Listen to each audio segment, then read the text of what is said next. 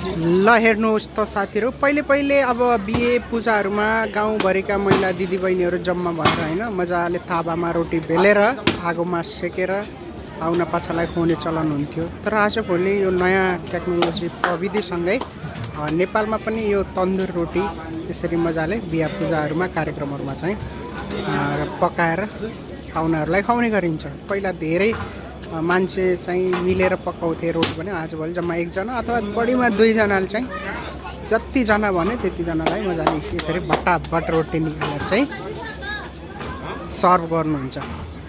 गाह्रो त हुन्छ होला है गर्मीमा यसरी तातो रातमा काम गर्न, तर पनि थोरै जनशक्तिले चाहिँ धेरै काम निकाल्न सकिँदो रहेछ।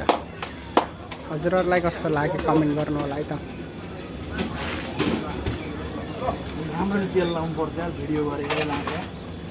बटर लाउनु भएको छ है, चल यसरी हेर्नु त भट्टाभट यसरी यहाँ भट्टी हुन्छ।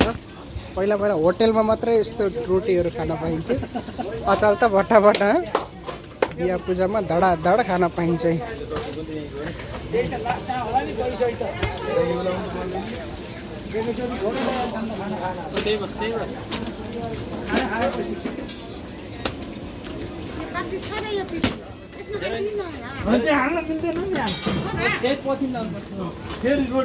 फेरि सानै परि नै गठ्यौँ हम